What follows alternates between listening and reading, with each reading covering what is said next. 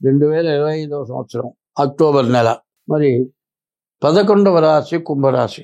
ఈ కుంభరాశికి ఇప్పటికీ 5 సంవత్సరాల నుంచి ఏలినాటి జరిగింది. మొన్న మార్చి 30కి శని మీనానికి వచ్చారు. కానీ వక్రించి కుంభలగ్నాన్ని చూస్తూ ఉండటం చేత కుంభలగ్నం వారికి కూడా చాలా కష్టాలు ఎక్కువగా ఉంటాయి. ఈ రాశి వాళ్ళు ముందు పొద్దున్నే సూర్యుడు ఉదయంతో మునిపే లేచి స్నానం చేసి 3 వేళలా సూర్య నమస్కారాలు చేసుకోండి. ప్రతిరోజు కూడా శివాలయానికి వెళ్ళండి, శివుడికి ప్రదక్షిణ చేయండి, శనికి ప్రదక్షిణ చేయండి. మరి శనివారం తప్పనిసరిగా శనికి అభిషేకం చేయించుకోండి. సోమవారం ఈశ్వరుడికి అభిషేకం చేయించుకోండి. బియ్యపు రవ్వ పంచదార కలిపి గోడ వెంబడి పుట్టలకి వేయండి. ఇంకా చేతనైతే ప్రతిరోజు కూడా మీ అవకాశం ఉంటే ఒక వ్యక్తికి ఆహారం పెట్టండి. కనీసం అడుక్కు తినే వాళ్ళకి అంత మధోగ్రమైనా పెట్టండి. ఇట్లా చేయటం వల్ల మీకున్నటువంటి మహాదోషాలు ఇవి సామాన్యమైన దోషాలు కావు. ఈ రాశి వాళ్ళకి ఏ గ్రహము బాగాలేదు, కుంభరాశి కూడా. ఇటువంటి వాళ్ళ పరిస్థితి చూస్తే ఎట్లా బాగుపడతారా అనేటువంటి నాకు భయం కలుగుతోంది. ఇటువంటి భయం నుంచి మీరు నివృత్తి కావాలంటే దేవుడు తప్పితే రెండో దిక్కు లేదు. తర్వాత మీ ఇష్టదైవం ఎవరైతే ఉంటారో ఆ దేవుణ్ణి 24 గంటలు స్మరించండి. నోరు ఆపకుండా మనస్సులో స్మరించండి. ఏదన్నా నోటితో మాట్లాడేటప్పుడు ఆ మాట్లాడటం ఏదైనా పని నుండి మాట్లాడటం అయిపోయిన తర్వాత మీ ఇష్టదైవాన్ని స్మరిస్తూ ఉండండి. ఈ కుంభరాశి వాళ్ళు తప్పించుకుంటారు. మీ డేట్ ఆఫ్ బర్త్ ద్వారా జాతకం చూపించుకోండి, తగిన ఉపశమనం చేసుకోండి. ఈ రాశి వాళ్ళ పరిస్థితి ఎట్లా ఉన్నది అంటే, ఈ కుంభరాశికి 60 సంవత్సరాలు బాగా సంపాదించారండి, కోట్లు ఉన్నాయండి, నాకేం పర్వాలేదు, నేను కాదు నా కొడుకులు నా మనవాళ్ళు మునిమనవాళ్ళకు కూడా సరిపోయేంత సంపాదించాను అనుకుంటాడు. కానీ ఈ టైంలో ఉన్నది మొత్తం పోతుంది. ధర్మశాస్త్రం ఉంటుంది, మూతక శాస్త్రం. అది ఉన్నది బాయ, ఉంచుకున్నది బాయట. పెళ్లి చేసుకున్నాడు, పెళ్ళాలను వదిలిపెట్టి ఇంకో దాన్ని చదువుకున్నాడు. వీడి దగ్గర ఉన్నంతవరకు డబ్బులు కావాల్సిన మొత్తం పోగొట్టింది, దాన్ని అది పోయింది. కొన్ని సంవత్సరాలు పెళ్ళాలను వదిలిపెడితే పెళ్ళాం పుట్టింటికి పోయింది, ఇటు పెళ్ళాం పోయింది, అటు ఉంచుకున్నది పోయింది. ఇట్లాంటివి కూడా ఈ కుంభరాశిలో జరుగుతుంది.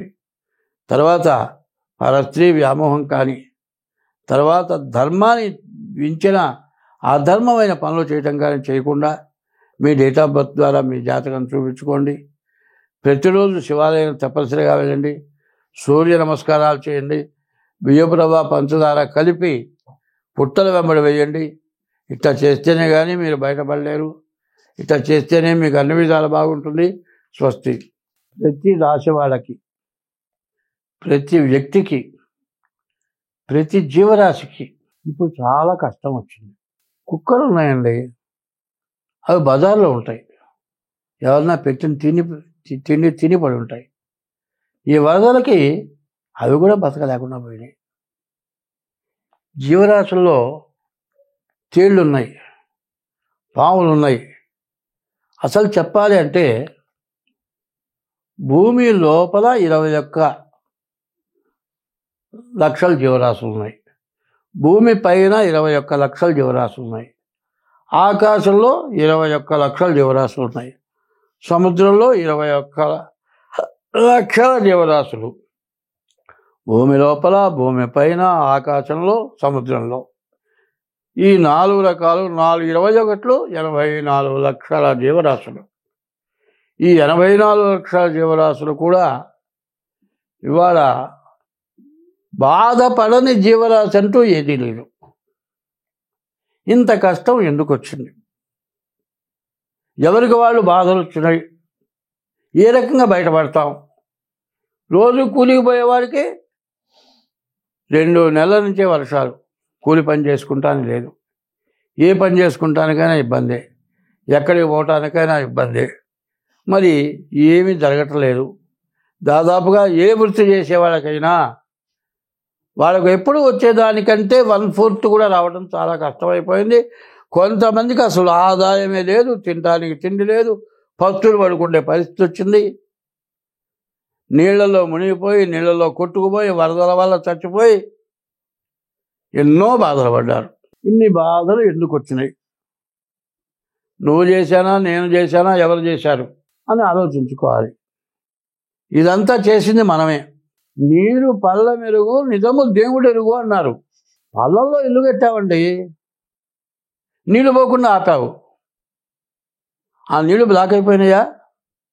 నీరు పళ్ళ మెరుగు, నిజము దేవుడు ఎరుగు. నువ్వు నిజం చెబితే మాత్రం నువ్వు నిజం చెప్పావో అబద్ధం చెప్పావో దేవుడికి తెలుసు.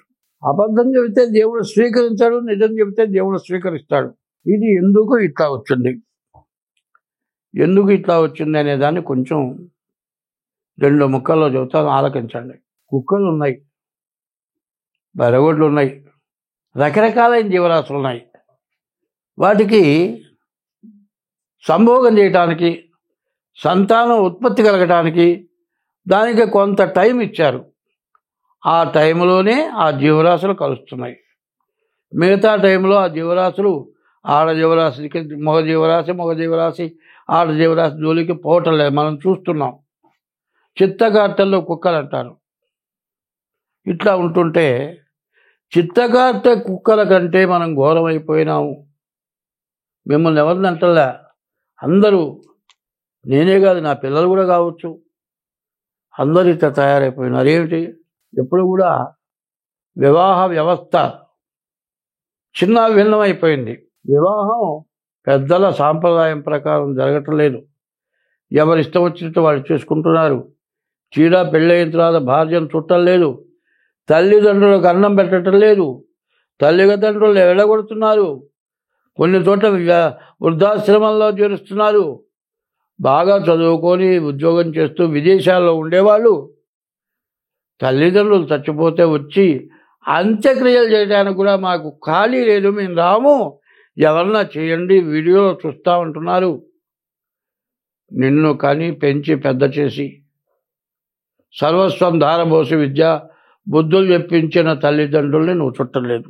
సరే, పెళ్లి చేసుకున్న తర్వాత భార్యతో కూడా నీవు సక్రమంగా పిల్లలు పుట్టిన తర్వాత కొంతకాలం గడిచిన తర్వాత భార్యను వదిలిపెట్టి పరస్త్రీ వ్యామోహంతో తిరుగుతున్నావు. ఇది చెయ్యతగిన పనా, చెయ్యతగని పనా?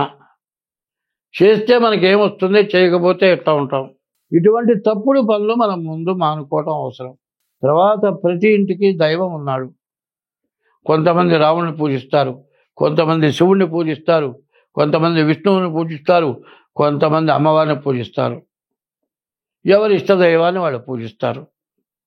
అదే కాకుండా ఇప్పుడు వస్తున్న పరిస్థితి ఏమిటంటే, చదువుకున్నావు దేనికిరా అంటే ఉద్యోగం కోసం, చదువు విజ్ఞానం కోసం కాదు.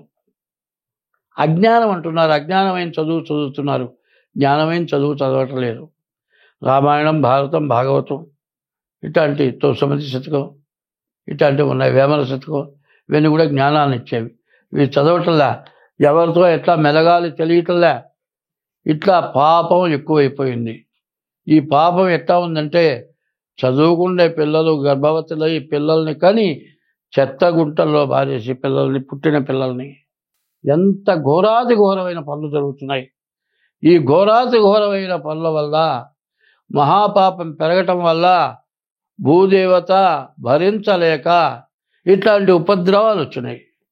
ఇప్పటికైనా నేను ముందుగా చెప్పా, ఈ సంవత్సరం బాగా ఉపద్రవాలు వస్తాయని చెబితే, ఏమయ్యా జాతకాలు చెప్పమంటే అనవసరమైనవన్నీ చెబుతూ ఉన్నావు అని నన్ను విమర్శించారు. ఇవాళ ప్రపంచం మొత్తం, మన భారతదేశం మొత్తం అమర్నాథ్, హరిద్వార్, హృషికేశ్, కాశీ, ఉత్తరప్రదేశ్, దక్షిణ దేశం మొత్తం జలమయమైపోయి రకరకాలైన బాధలు పడుతున్నాం. ఇప్పటికైనా మనం చేరుకోవాలా, మనం బాగుండాలా, మనం బతకాలా, మన పిల్ల జల్లా బతకాలా, మన ఇల్లు వాకిళ్ళు ఉండాలా అనే కోరిక ఎవరికైనా ఉంటే మీ ఇష్టదైవాన్ని పూజించండి, తల్లిదండ్రులకు అన్నం పెట్టండి, తల్లిదండ్రులను హింసించబాకండి, పరస్త్రీ వ్యామోహంతో భార్యని బాధ పెట్టబాకండి. ఇవన్నీ మానేసి నీ ఇష్టదైవాన్ని పూజించండి. ఎప్పుడు కూడా జీవితమున సగభాగంబు నిద్దులకే సరిపోవు, మిగిలిన సగభాగంబు చిత్తశుద్ధి లేకపోవు. అతి నిద్రాలోలుడు తెలివిలేని మూర్ఖుడు పరమార్థం కానలేక నిద్రతో చెడతాడు. 12 గంటలు మెలుగుతూ ఉంటే 12 గంటలు పనిచేస్తున్నావు, 12 గంటలు నిద్రపోతున్నావు. ఈ 12 గంటలు రాత్రిపూట స్త్రీ వ్యామోహంతో ఉంటున్నావు, తెల్లవారు నిద్రలేస్తున్నావు. ప్రశాంతత కావాలి, ఆవేదన ఎక్కువ, బాధలు ఎక్కువ, ఏం చేయాలో అర్థం కావట్లేదు. మరి తన వృత్తిలో ఏమీ సాగటం లేదు, తలకాయ నొప్పి, కోపం ఎక్కువ వస్తోంది, ప్రశాంతత లేకుండా పోయింది. ప్రశాంతత లేకుండా అశాంతి ఎక్కువై శాంతి లేక బాధపడుతూ ఉన్నారు. అందరం శాంతిగా ఉండాలి, అన్ని జీవరాశులు బాగుండాలంటే ఇష్టదైవాన్ని పూజించండి. ఎప్పుడు కూడా ఒక మంత్రం, ఓం నమ శివాయ, ఓం నమో భగవతే నారాయణాయ, ఇట్లా శ్రీరామ రామ రామ, ఇట్లా మంత్రాలు ఉన్నాయి. ఇవన్నీ కూడా ఖాళీ టైంలో కూర్చొని సెల్ పట్టుకొని చూడటం కాదు కావాల్సింది. సెల్ వచ్చింది ఎందుకయా అంటే చూడరానివన్నీ చూడటానికి. మరి ఫేస్బుక్ ద్వారా పరస్త్రీలు ఎంత అందంగా ఉన్నారో వాళ్ళని చూడటానికి, వాళ్ళకి ఫోన్లు చేయటానికి, వాళ్ళతో మాట్లాడటానికి, దాంతో భ్రష్టు పట్టిపోవటానికి జరుగుతుంది. అవసరమైనంత వరకే ఫోన్ వాడండి, మిగతా టైంలో మీ ఇష్టదైవాన్ని పూజించండి. ఎప్పుడు కూడా భగవంతుడి నామస్మరణ ఎవరైనా సరే ప్రతి వ్యక్తి 2 గంటలు చేయండి. అట్లా చేస్తే మనం ఉపద్రవాల నుంచి బయటపడతాం, అంతా బాగుంటాం.